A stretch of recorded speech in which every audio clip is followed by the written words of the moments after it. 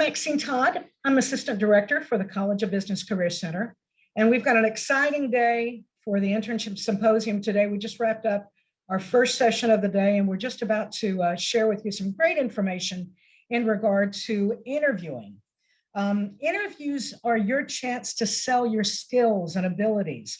They also give you a chance to find out more about the job and the company that you may be working with, ensuring that the company and the opportunity is a good fit for you, and that's so important. For the next few minutes, we'll be sharing some best practices for both virtual interviewing as well as face-to-face interviewing, with emphasis on virtual interviewing, as this is a practice that, as you all know, is simply a part of our present and will remain in our future. And we'll see the parallels of both virtual and face-to-face interviewing.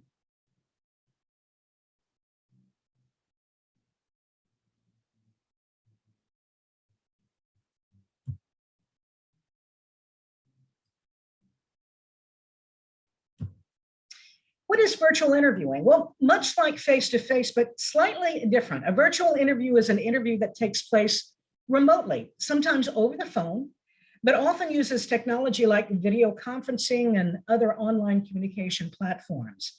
So during a time when the Center for Disease Control and the federal government recommends people continue to practice social distancing, it's become essential for both human resource employees and candidates to learn how to perfect the virtual interview process. Now, virtual interviews are often conducted much the same way as face-to-face interviews. That said, virtual communication requires special consideration and adjustments due to the limited ability to read body language and facial expressions. Some of the areas that we're going to be covering today, and it's really important that we provide, as much information as we can in this short period of time. But in virtual interviews, make sure that you test your technology beforehand. You don't want to be bumbling around minutes before the interview and be late for that interview, because that's a first impression that'll be remembered by that employer. So make sure you test your technology beforehand in a virtual interview scenario. Wear professional attire, prepare in advance, limit distractions. What do we mean by that? We had some feedback from our recruiters at our virtual career fair about some of the distractions students had displayed that you want to refrain from. And we're going to be sharing that information. Use professional body language, build rapport, be authentic. We're going to be sharing with you a sample from a UHD business Gator on doing an elevator pitch. And he did an incredible job, and I'm excited about sharing that elevator pitch with you.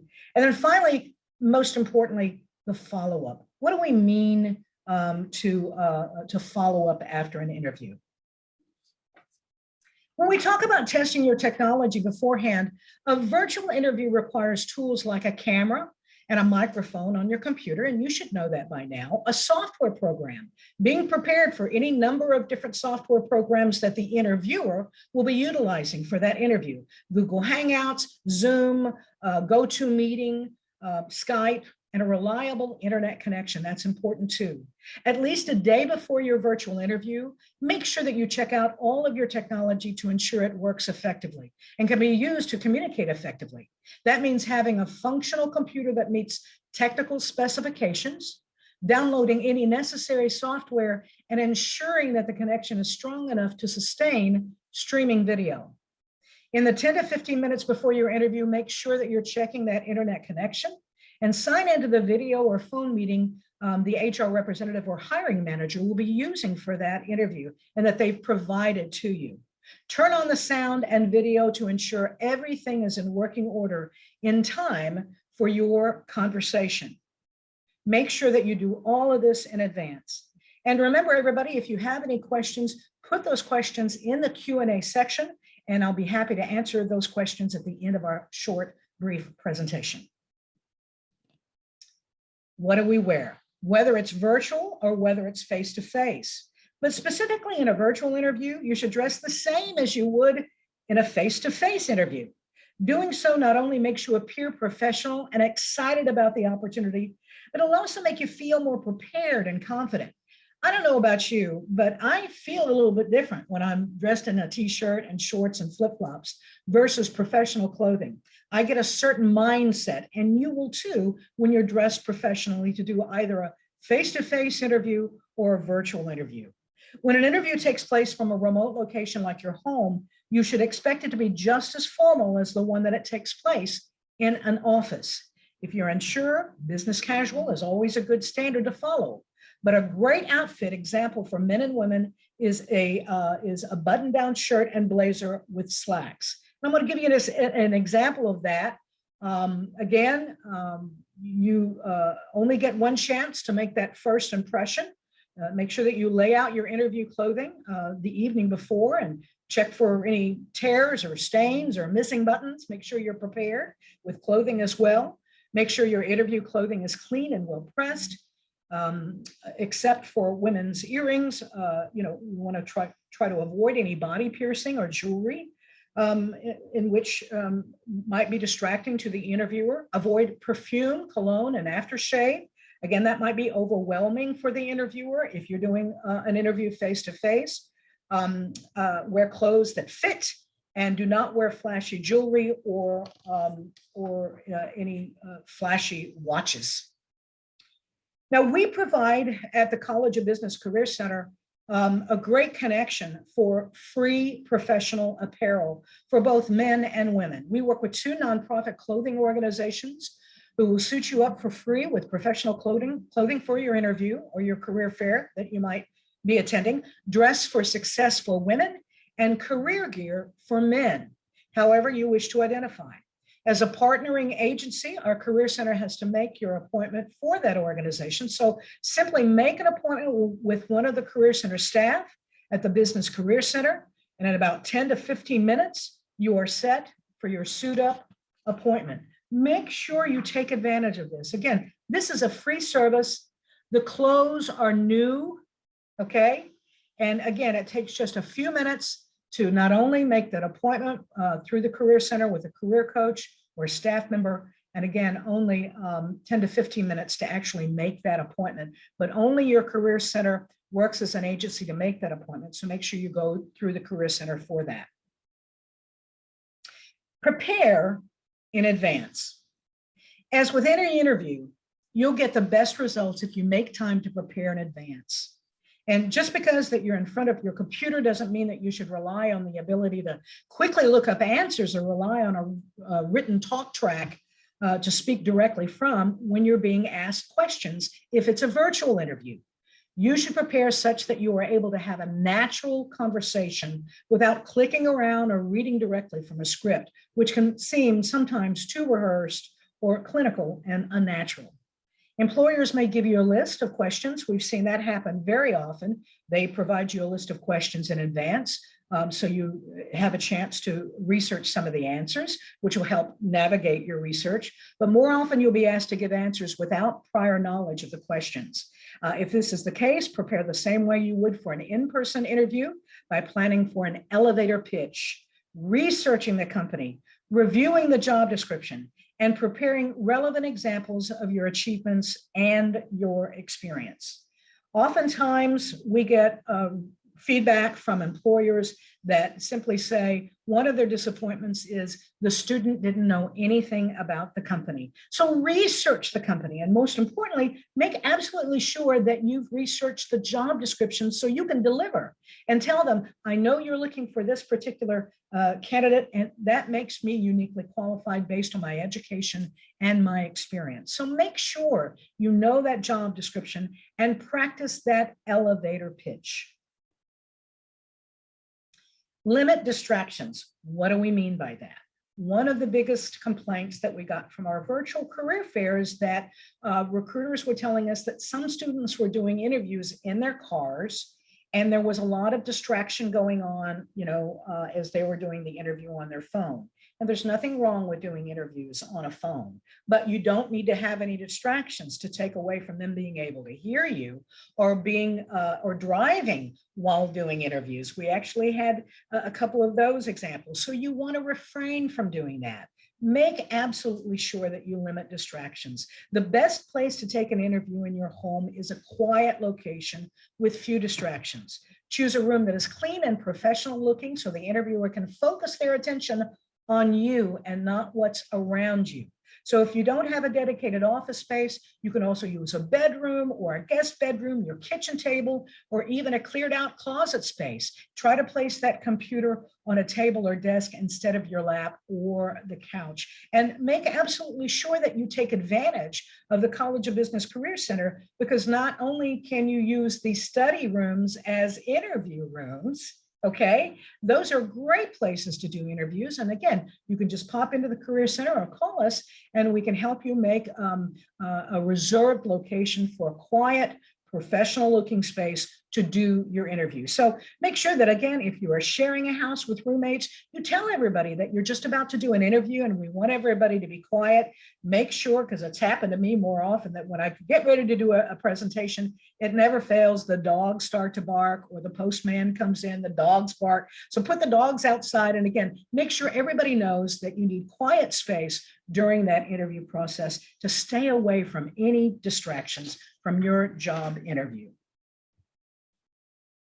Okay, body language, using professional body language, because interviewing via video or phone limits the ability to communicate with body language. It's important to utilize body language in a clear, professional way. And here we give you an example of, we want to make sure that you set, if you are using your phone or a laptop, that make sure that it's at eye level, okay, or as close to eye level as you can make it. Sit up straight and ensure that your camera is placed such that your face is in the middle of the screen, not too much blank space in the top or too much blank space at the bottom. Building rapport. One of the hardest things we do as career coaches, it's really tough to help folks with interpersonal skills, but we want to make sure that, again, a smile goes a long way when you're interviewing, not only virtually, but face to face. So establishing a rapport, and what we mean by that is your ability to work well with others, to have a comfort zone between each other. So rapport and building a good rapport is important in any business relationship because it allows you to separate yourself from other candidates by building a personal connection with that interviewer. So when you interview in person, your enthusiasm, your body language, and early small talk all help you build that connection with your potential employer.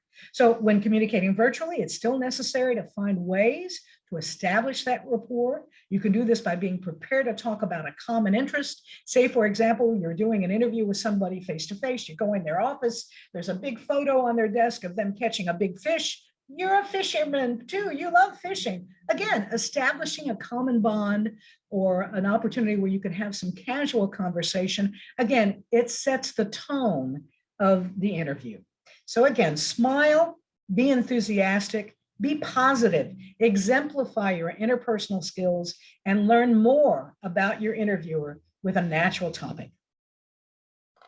All right, what I'm going to do right now is I want to talk a little bit about an elevator pitch, but you need to be authentic. When interviewing virtually, you have the rare opportunity to speak in a relaxing, familiar environment and show the interviewer who you are and why you're the best person for the job, selling yourself. That's what it's all about, persuasion. Recruiters will look for how you express yourself to understand whether you're a good fit for the company. Use tools such as your body language, your facial expressions, and interview preparations to convey your confidence and personality as it relates to the position. Here's an example of an elevator pitch. Thank you so much, Sebastian, for your interest in our open position. I was very impressed with your background. So to start our interview, if you would, walk me through your resume. Tell me about yourself. Sure. Well, first, I'm very happy to be here. Thank you. Thank you for having me. My career began at the University of Houston downtown, where I graduated with a Bachelor's of Business Administration in Marketing, where I also took courses specific to marketing analytics, social media, all the way to international marketing. And obtained certifications for Google certifications such as Google Analytics, Display Search certification, and more. While I was obtaining my degree, I worked part-time as a barista at Starbucks, where I gained valuable experience in working in a very fast-paced environment, working with a team, as well as managing my time and my efforts. In addition to that, I also helped create the first ever mariachi group at the University of Houston downtown, which allowed me to gain experience in project management, stage presence, as well as giving me the opportunity to practice my social media skills by running the mariachi group's social media accounts. And currently, I am an MBA student at the University of Houston downtown, where I am going after my concentrations in business development and project management. We want to make sure that in an elevator pitch, you think about all the things that are accomplishments, okay? And we can also help you with your elevator pitch. It sets the tone of the interview. It makes the person sit back and think if you'd be a good fit for the role, if you'd work well with others and you can lead the team. And again, thinking about your transferable skills and all the accomplishments that you've had. And again, selling yourself, whether it be academic achievements, your work experience, your ability to work with teams, your core competencies, your critical thinking. All of these are great ways to convey why you'd be a good fit for that role and the things to bring in an elevator pitch. The follow-up, what do we mean by that? Saying thank you for the time that that person took to interview you. After your interview, plan to send a well-timed follow-up. That's so important. It's good practice to send a follow-up email within 24 hours of an interview, thanking the interviewer for their time and letting them know you're available if they have any additional questions. Reach out to the HR representative or hiring manager you've been speaking with prior to get a list of your interviewer's emails so you won't forget anybody. And again, remind them again, you're the one for the job. And remember, everybody, we are here to help.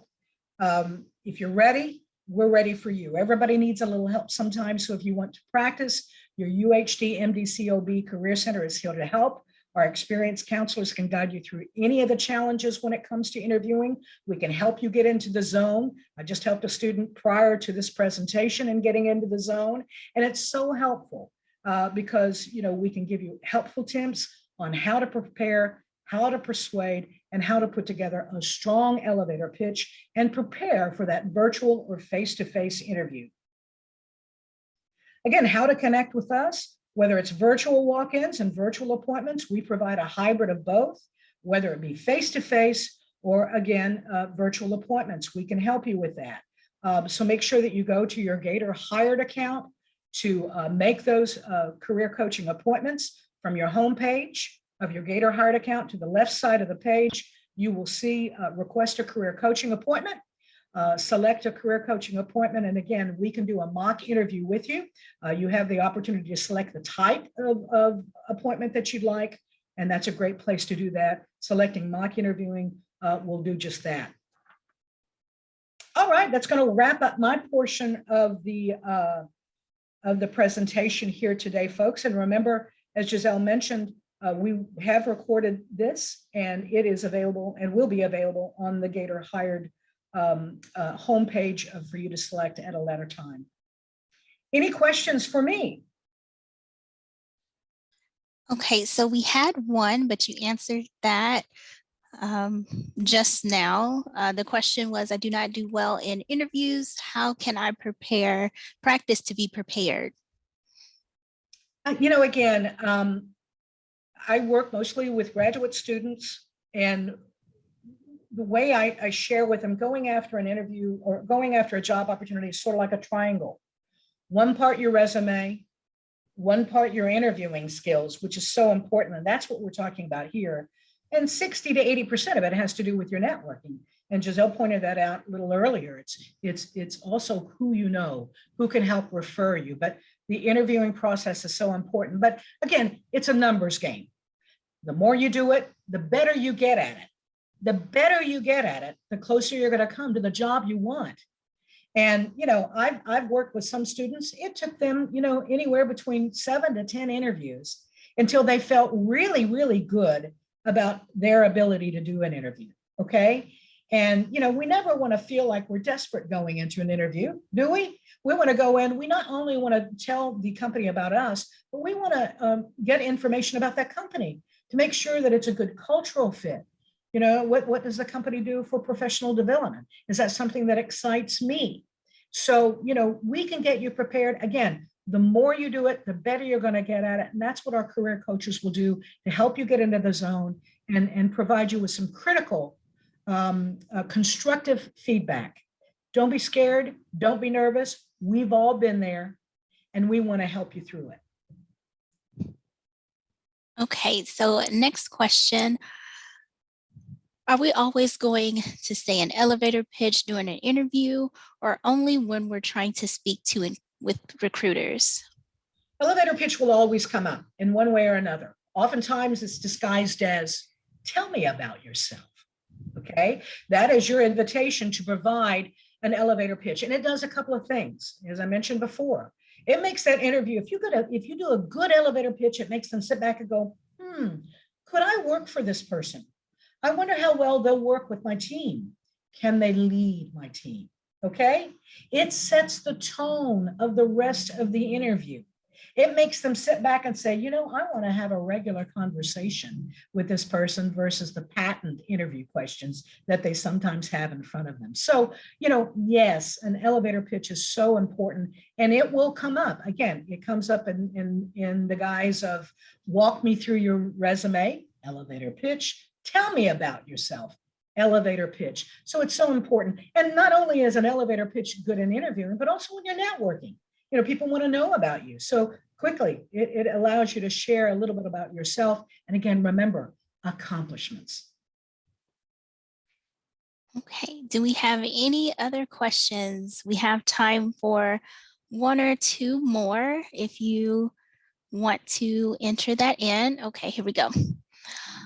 What should the elevator pitch focus on? Should we include personal details or keep it focused on our professional experience? Really, anywhere between, if you can do it within 30 to 60 seconds, an elevator pitch, think of it as precious real estate. What's really important is how you're uniquely qualified for the role. That's what's important. Your accomplishments, what you can bring to the organization. You have huge added value as a business major, okay?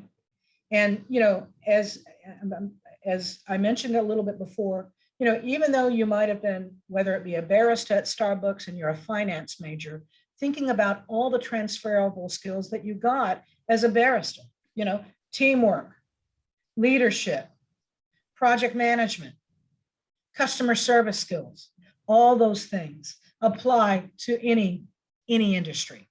So again, thinking about your academic achievements, thinking about your work experience and unique skill set and what you can bring to the organization are the key areas to focus on when selling yourself. Again, think of yourself as a personal brand. You're there to market yourself. So yeah, let us help you with that. It's so important to have a good elevator pitch. Okay, and last question. What if it sounds like a sales pitch or robotic, scripted, or a natural? Well, you want to make it sound as natural as it can possibly be and conversational, even though you've done it 1,000 times. Obviously, the more natural and conversational that it sounds, the better and more persuasive. I think the more you work on it, the more natural it will become for you. Okay, and that was our last question. Thanks, everybody. Great questions. Continue success. Come see us if we can help you in any way.